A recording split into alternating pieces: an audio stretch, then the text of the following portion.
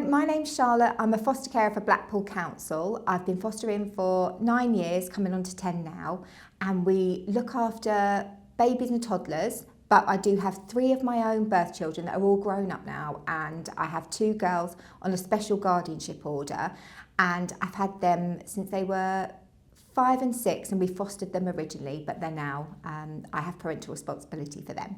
They do have complex needs and additional needs as well. So I'd like to talk to you a little bit about family time, because I think for me, when we started our fostering journey, that was probably one of the things that I was most a bit nervous about. I think meeting the children's parents when we took them to see them. So what happens is when a child comes into your care, you then will take them, if it's right, to see their parents, and it's usually ordered by the court, and it can be up to 5 times a week depending on the age of the child. And it's the first time, it's quite nerve-wracking. So what I always try to do is build a bond with the parents as much as I can. So I'll ask the parents, if about the child, tell me about him, tell me, what does he like, how do you get him to sleep well at night, what does he need, anything that he needs to make him feel really settled.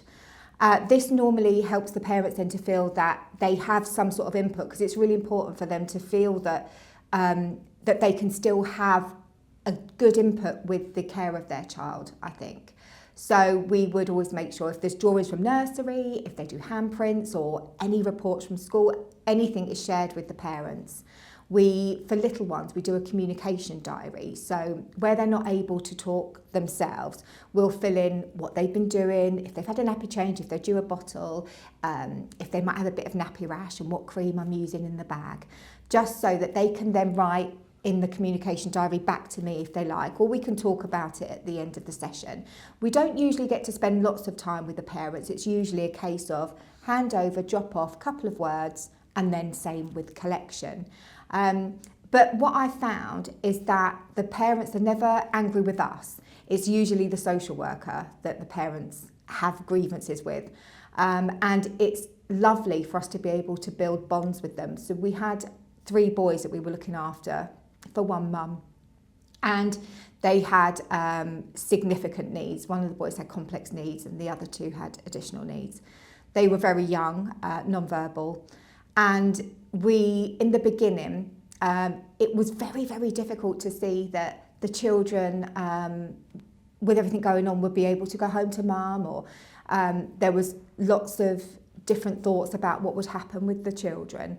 But mum, from day dot, she showed up to every single family time. She bought them the most fantastic presents, really thoughtful, so like wooden toys, sensory toys, because that's what they needed.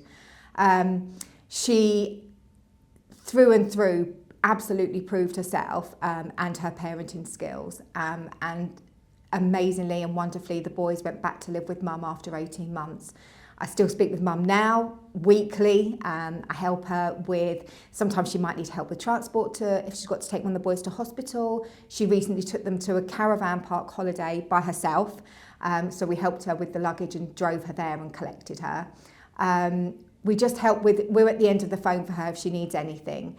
And for us to have been able to build that bond, in the beginning she was quite resistant, it's quite natural to be that way if somebody else is looking after your children.